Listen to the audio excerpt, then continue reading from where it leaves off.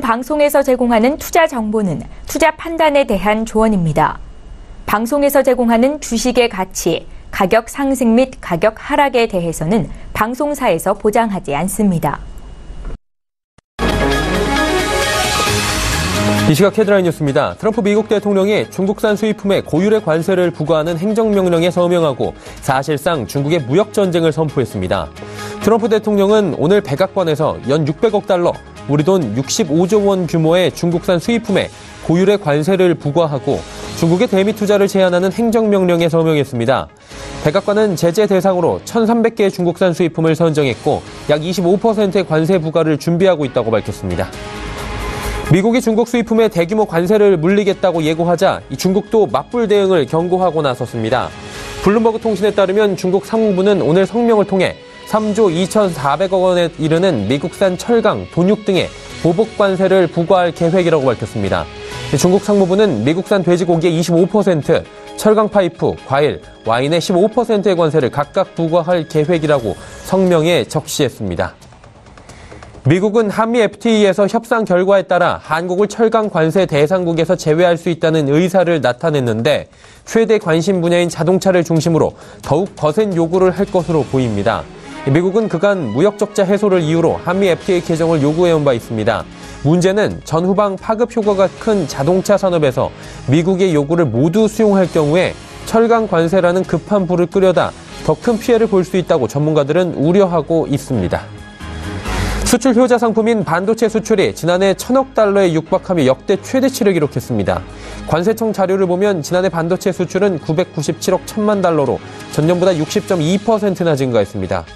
올해 1월부터 2월 수출도 지난해 같은 기간보다 47.3% 늘어난 190억 1천만 달러를 기록하며 증가세를 이어가고 있습니다.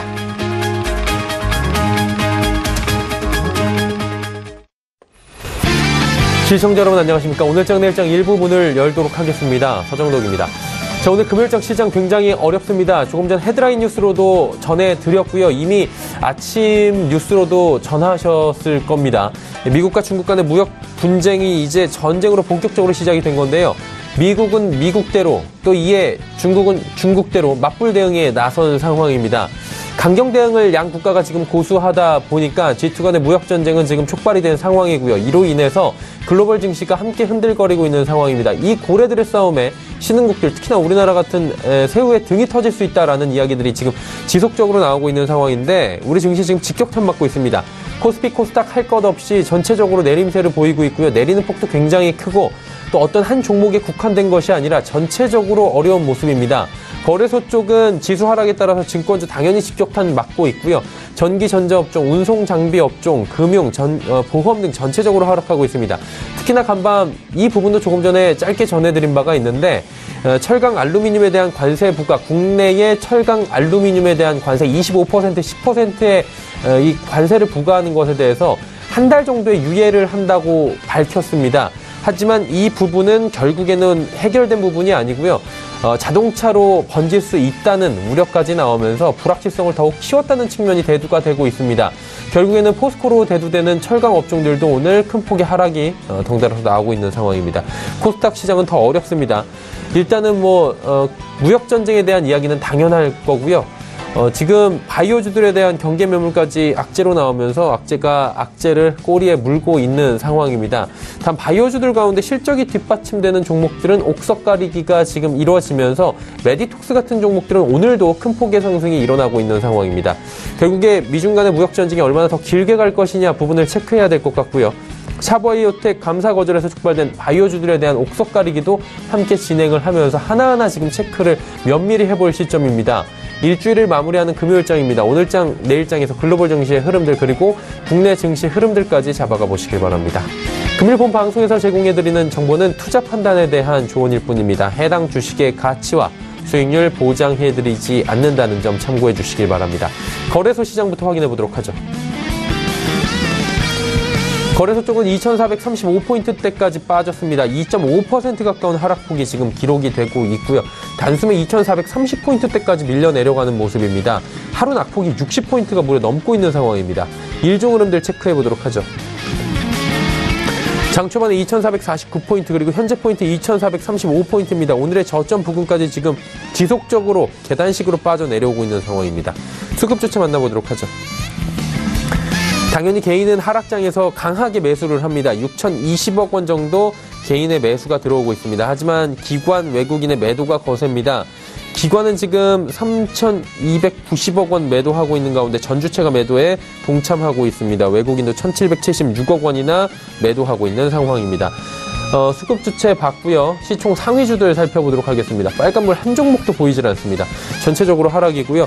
그나마 현대차가 0.33% 하락으로 낙폭이 적습니다. 하지만 SK하이닉스, 삼성전자 3% 가까운 5% 가까운 하락이 기록이 되고 있습니다. 셀트리온은 비교적 견조한 모습입니다. 오늘 전체적인 바이오주들이 어려운 가운데 셀트리온 같이 실체가 있고 실적이 어느 정도 뒷받침이 되는 종목들은 낙폭이 없거나 오히려 상승하는 모습들도 보여주고 있는 상황입니다. 6위부터 10위 종목들도 살펴보도록 하죠. 삼성바이오로직스 보십시오. 지금 48만 5,500원대까지 올라가면서 유일하게 상승 흐름, 시총 6위까지 지금 올라온 상황입니다. 포스코, LG화학, 네이버, KB금융 전체적으로 빠지고 포스코 같은 경우에 간밤에 들려온 소식으로는 포스코가 좀 올라가지 않을까라는 측면들도 있었는데 오히려 불확실성이 더 커졌다라는 측면이 대두가 되면서 5%의 지금 급락이 나오고 있습니다. 11위부터 15위도 살펴보도록 하죠. 삼성물산부터 SK까지도 전체적으로 하락하고 있고요. 지주사 SK 종목은 특히나 3%의 낙폭이 기록되면서 29만 6,500원대까지 밀려 내려갑니다. 자, 이번에 코스닥 시장 살펴보도록 하죠.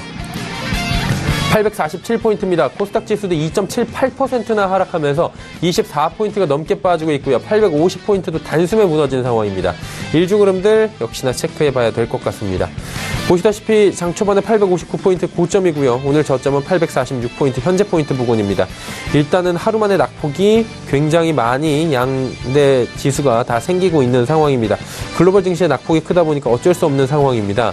수급 주체 만나보도록 하죠. 여기선 그나마 외국인이 좀 사줍니다. 하지만 기관의 매도폭이 221억 원이나 나오고 있고요. 금융투자와 연기금은 사고 있지만 투신이 좀 팔고 있는 상황입니다. 자, 이제 시가총액 상위 종목들 만나볼 텐데요. 빨간불이 한 종목 보이고요. 전체적으로 낙폭이 큽니다. 셀트리온 헬스케어는 그나마 견조합니다. 하지만 신라젠, 바이로메드가 무려 7%씩 빠지고 있고요. 말씀드렸다시피 메디톡스 같은 경우엔 연일 상승세입니다. 73만 원, 오늘은 74만 원이 넘어가기도 했었는데 메디톡스 같은 경우에 중국 진출에 대한 기대감 그리고 실적이 뒷받침된다라는 측면이 대두가 되면서 하락장, 폭락장에서도 유일하게 살아남고 있습니다. 6위부터 10위 종목들도 살펴보도록 하죠. 티슈진부터 스튜디오 드래곤까지 전체적으로 하락하고 있고요. 로엔과 스튜디오 드래곤 같은 경우에는 낙폭이 비교적 적습니다. 하지만 나머지 종목들은 2%에서 많게는 4%의 하락이 진행이 되고 있고요. 11위부터 15위 종목들도 살펴보도록 하죠. 여기도 전부 팔았습니다. 제넥신 종목이 지금 10만 원 무너진 상황입니다. 전체적으로 1, 2%의 하락이 진행이 되고 있습니다. 원달러 원율 살펴보도록 하겠습니다. 오늘 급등 나오고 있습니다. 8원 상승하면서 1,080원대 단숨에 또 회복을 하면서 원화 약세 이루어지고 있는 상황입니다. 국내 양시장 여기까지 살펴보도록 하겠습니다.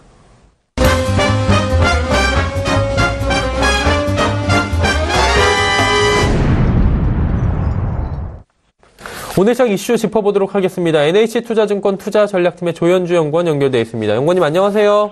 네, 안녕하세요. 자, 오늘장 이슈라면 크게 무역전쟁이 본격적으로 이제 시작이 됐다라는 측면과 차 바이오텍발 바이오주들의 경계감 출회가 될 것 같은데 중점적으로 좀 이야기 들어볼까요? 네, 일단 오늘 오전에 이제 미국과 중국 간의 그 무역 리스크가 좀 확대가 됐는데요. 미국에서 먼저 이제 중국의 수입품에 대해서 한 500억 달러 이상 정도를 이제 관세를 인상하겠다 이런 정책을 좀 펼쳤고요. 이에 대해 이제 중국 측 반응도 이거는 엄연한 무역 전쟁 선포다라고 하면서 미국 돈육이라든가 철강, 농산물 제품에 대한 보복 관세를 때리겠다라는 정책을 또 내놓으면서 무역 리스크에 대한 우려가 좀 확대가 되고 있습니다.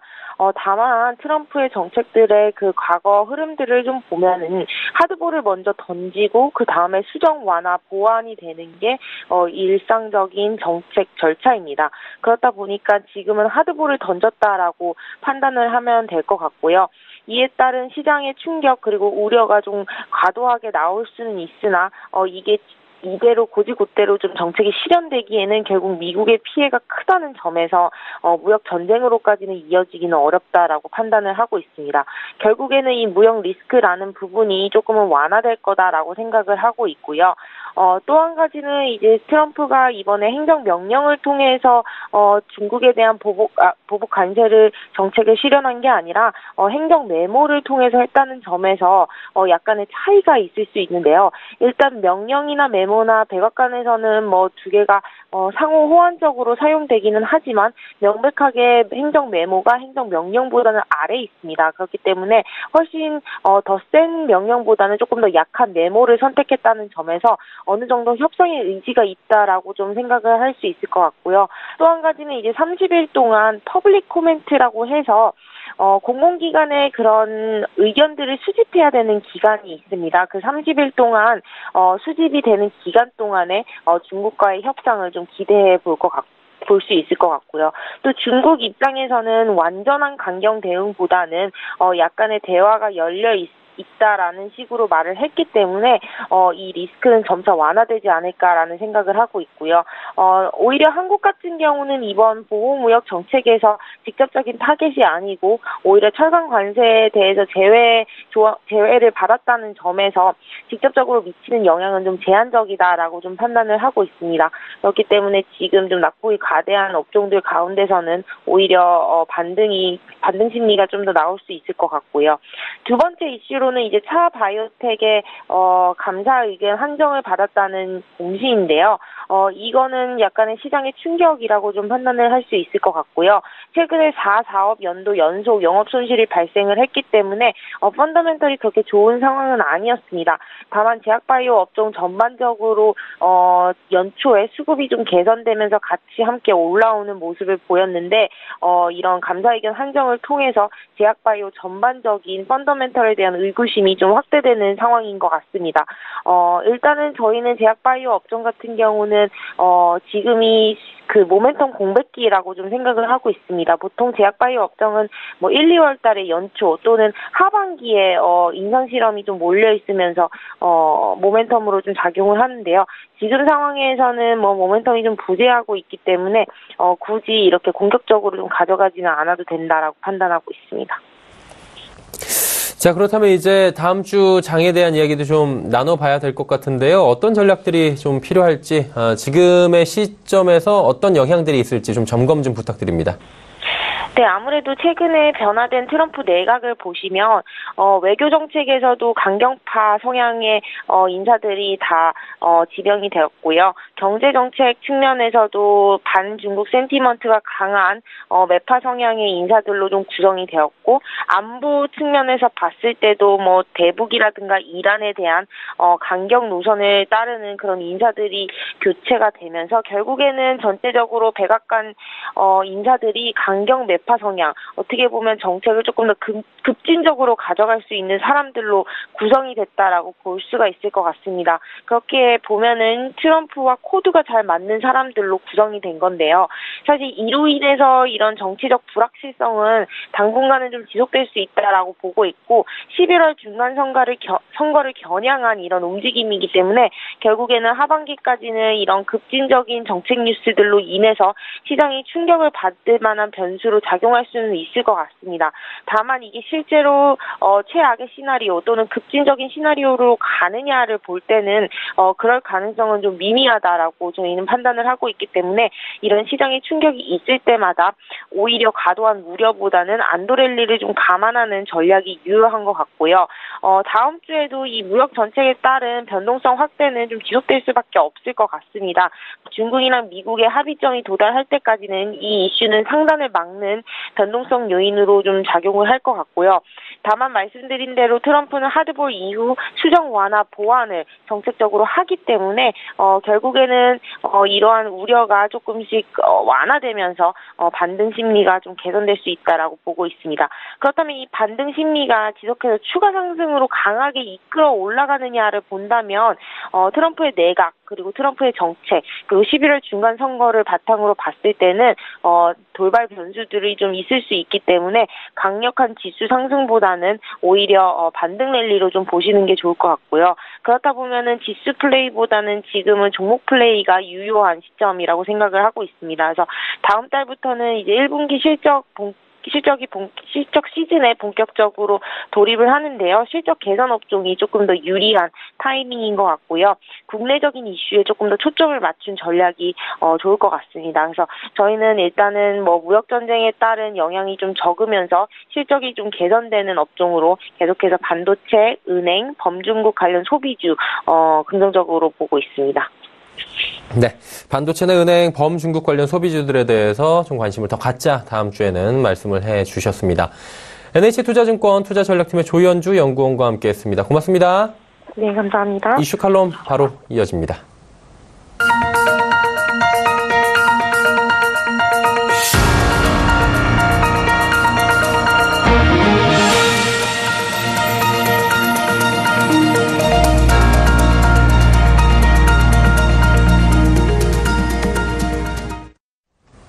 마켓 리더들과 함께하는 시간 이슈 칼럼 시간입니다. 미중산업경제연구소 조용찬 소장 연결돼 있습니다. 소장님 안녕하세요. 예, 안녕하십니까. 미국 쪽 얘기부터 좀 여쭙도록 하겠습니다. 지금 무역전쟁 얘기도 있는데 이거부터 한번 여쭤보려고요. 밤새 철강, 알루미늄에 대한 관세를 한 달 정도 유예한다라는 얘기가 있는데 여기서 단서가 붙는 게 FTA 부분인 것 같습니다. 이게 FTA 개정 협상을 보면서 판단하겠다는 건데 오히려 더 결과가 안 좋을 수 있다 이런 얘기들도 있더라고요. 좀 구체적으로 들어볼까요? 네, 현재 그 외교 통상팀들이 워싱턴에서 회의를 하는데요. 미국 쪽 이야기로는 한 달간 마라톤 협상 끝에 철강 관세에 대해서 한 달간 잠정 유예 조치를 받은 것은 아무래도 우리 측이 자동차를 비롯해서 미국이 주도하는 대중국 압박 정책에 동참하는 쪽으로 가닥을 잡았기 때문에 그런 것으로 이야기가 되고 있는데요. 우리는 상품 무역 부분에서는 미국이 요구하는 자동차 분야의 그 비관세 장벽 해소에 상당한 의견 접근을 이뤘다고 합니다. 이뿐만 아니라 미국이 현재 우려하고 있는 한국산 트럭의 대미 수출을 좀 늦춰주는 쪽, 그리고 내년부터 단계적으로 트럭의 관세율이 내려가게 되는데요. 이 부분도 좀 어느 정도 더 양보해주는 쪽으로 이미 가닥을 잡은 것으로 보여집니다. 하지만 지금 논의되고 있는 것은 미국이 주도하는 대중국 압박 정책에 어느 정도 어느 선까지 우리가 동참해 주느냐 여부가 더 관건이 될 것으로 보여지는데요. 이 때문에 우리나라는 자동차 시장의 안전이라든지 환경 기준을 좀 더 양보해주고 대중국과 관련해서는 우리의 최대 수출뿐만 아니라 투자 지역인 만큼 어느 정도 거리감을 좀 두는 쪽으로 가닥을 잡는 이런 협상이 지금 현재 진행되고 있지 않나 이렇게 보여집니다. 중국 같은 경우에는 지금 미국으로부터 엄청난 금액의 지금 관세를 부과를 받을 것으로 이미 서명이 됐기 때문에 지금 예측이 되고 있고 그러다 보니까 이제 중국도 가만히 있지 않을 것이다라는 얘기까지 나오고 있습니다. 결국에는 미중 간의 전쟁이 지금 무역 전쟁이 일어난 것 같은데 그렇게 봐도 되는 겁니까? 네, 마침내 미중 간의 무역 전쟁이 시작됐다고 표현하고 싶을 정도인데요. 트럼프는 취임한 이후에 중국과의 무역 적자를 줄이기 위해서 100일 계획, 새로운 대화트까지 만들어서 노력을 했지만 대미 무역 적자는 2016년도에 3,400억 달러에서 노력을 했음에도 2017년도에는 3,752억 달러로 무려 352억 달러나 더 늘어났다는 겁니다. 더 이상 지속이 어렵기 때문에 이제는 직접적으로 중국을 겨냥한 관세 인상뿐만 아니라 국경세를 신설하려고 했지만 국제 룰에 저촉되는 문제 또 세관의 그 실무적 제약이 많기 때문에 상당히 어려웠다 그럽니다. 이 때문에 정부 관료들조차도 냉전이 종식된 이후에는 까먹고 있었던 국방과 관련된 232조 이뿐만 아니라 지적재산권 침해를 이유로 통상법 301조까지 꺼내든 것으로 보여지는데요. 아무래도 국가 안보를 이유로 무역 적자를 줄이겠다는 생각이고요. 또 통상 분야에서는 중국에 맞설 세력을 결집시키기 위해서 이런 카드를 쓰는 것으로 보여집니다. 문제는 현재 중간 선거까지만 가면은 보호무역주의 정책이 해소될 걸로 봤지만 트럼프 입장에서는 2020년도 대선 구호가 미국을 위대하게 지키자라고 지금 바꿨다고 합니다. 이 때문에 중간 선거뿐만 아니라 2020년 대선까지도 미국 제일주의 그리고 미국 보호주의 정책은 장기화될 가능성이 높다는 점에서 앞으로 그 무역과 관련된 수출 비중이 높은 종목들 같은 경우에는 이런 그 외부적인 환경에 따라서는 크게 주가 변동성이 커질 것으로 보여지기 때문에 주시장도 자연스럽게 내수주라든지 고배당주와 같은 종목 쪽으로 움직이지 않을까 보여집니다. 일단은 미국은 중국에다가 뭐 여러 가지 대미 무역 적자를 줄여라라고 지금 요구를 하고 있는 상황인데 지금 무역 제재 조치가 나오고 있는 상황입니다. 추가로 어떤 것들이 앞으로 더 나올 수 있을까요? 네, 미국 같은 경우에는 중국이죠. 중국의 대미 수출은 GDP 대비 3.5%고요. 미국 같은 경우는 대중국 수출이 GDP 대비 0.6%입니다. 무역 전쟁이 일어나면 중국은 6배나 더 충격을 받게 되고요. 특히 중국 입장에서는 위안화의 국제화라든지 1대1로 중국 제조 2025를 비롯해서 중국의 꿈과 같은 시진핑의 그 전략이 모두 물거품이 되기 때문에 아무래도 트럼프 입장에서는 트윗에다가 무역 전쟁은 괜찮다, 쉽게 이길 수 있다는 자신감을 표현한 것으로 보여지는데요. 앞으로 미국 같은 경우에는 중국과의 무역 적자가 지난 17년간 4배가 늘어났지만 자본재 분야 같은 경우는 10배나 더 급증을 했는데요. 이 때문에 앞으로 중국이 가장 아파하는 정보기술, 통신기기, 가전 같은 100여 개 품목에 고율에 관세하는 정책들을 밀고 나갈 것으로 보여지고요. 이뿐만 아니라 중국 기업의 대미 투자를 제한하면 중국 제조 2025 같은 경우는 추진할 수조차 없게 될 가능성이 크기 때문에 아픈 부분을 건드릴 것으로 보여지고, 또한 중국 입장에서는 미국의 가장 핵심적인 중국 수출 품목이라고 할 수 있는 미국산 콩과 옥수수, 돼지고기, 항공기 쪽에 좀 더 집중할 것으로 보여진다는 점에서는 어제 보잉 주가가 5% 이상 하락한 것도 이 때문인 것으로 보여집니다.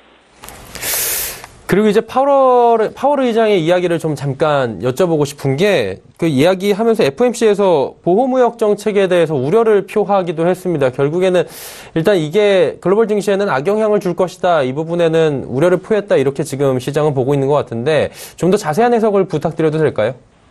네, 아무래도 보복 관세 전쟁은 승자가 없는 싸움인데요. 이 때문에 전 세계 경제가 가스 이전에 그 경제 체제로 돌아갔을 경우에는 경제가 축소될 수 있는 이런 외형적인 어려움도 있고요.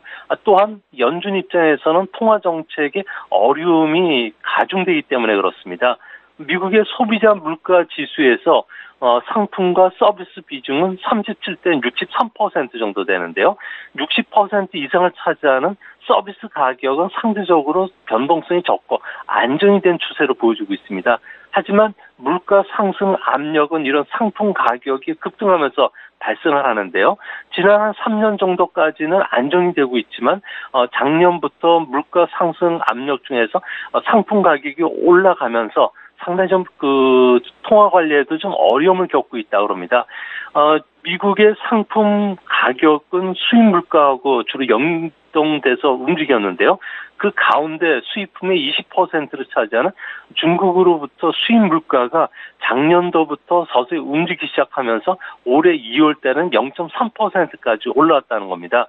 미국의 골디락스 경제는 중국의 디플레이션 수출이 크게 고온을 해왔는데요. 이제 중국 수입품에 고율 관세가 부과되기 시작하면은 시차를 두고 상품 가격이 상승이 빨라지기 때문에 미국이 목표로 하고 있는 2% 물가를 웃돌 가능성이 높다는 점에서 올해 미국의 금리 인상이 연준 예상대로 3차례가 아니라 4차례도 일어날 수 있다는 점이 시장이 지금 우려하는 것이 아니겠는가 이렇게 보여집니다.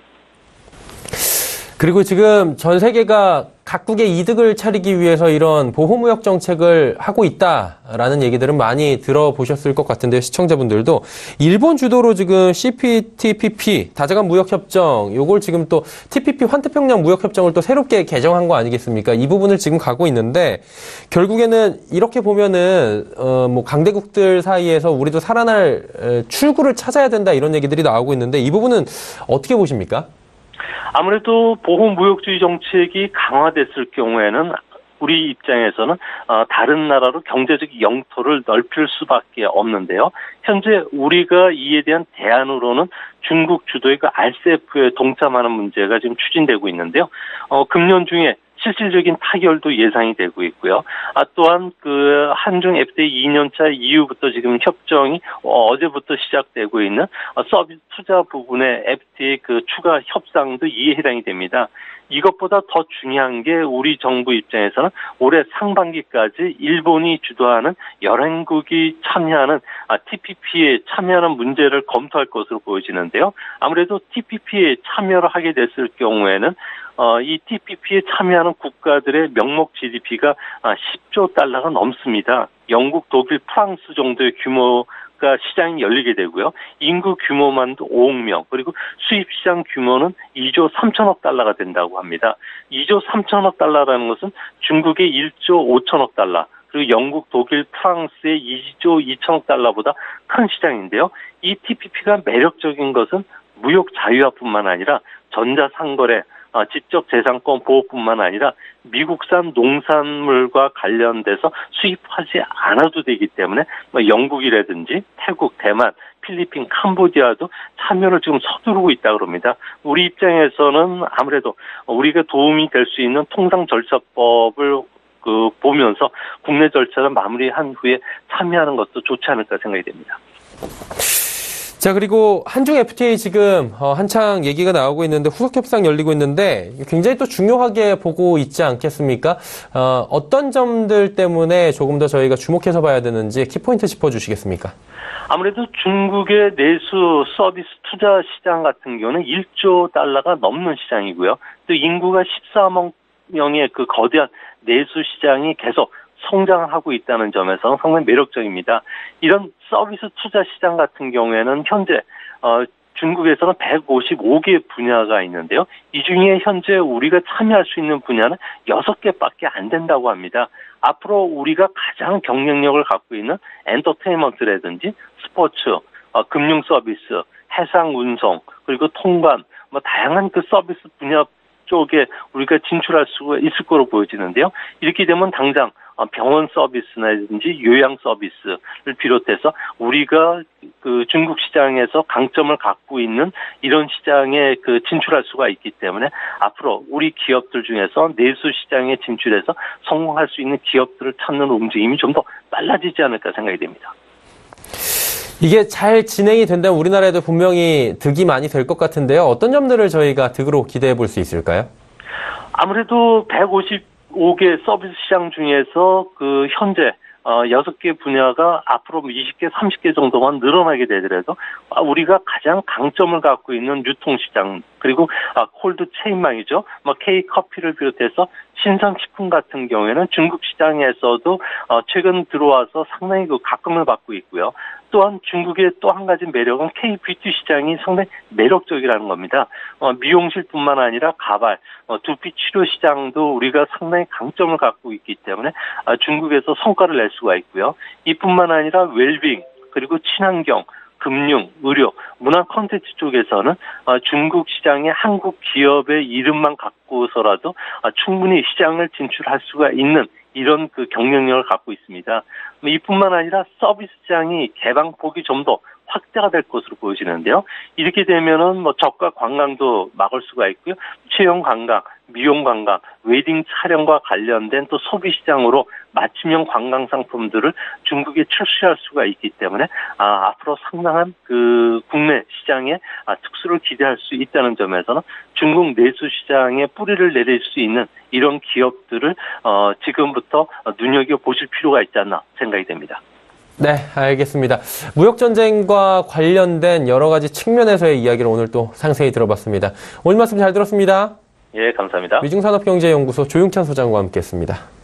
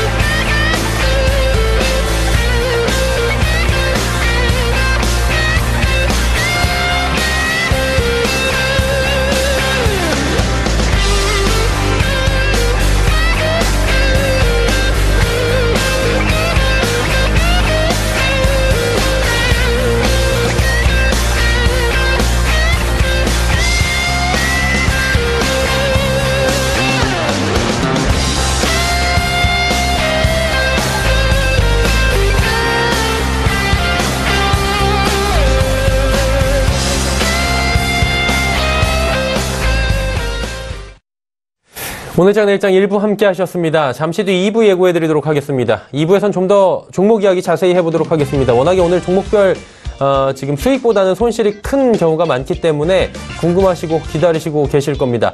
수익률 대결 펼쳐보는 시간 슈퍼 듀오 매치 준비가 되어 있으니까요. 잠시 뒤 2부 기다려주시길 바랍니다. 2부에서 뵙겠습니다. 고맙습니다.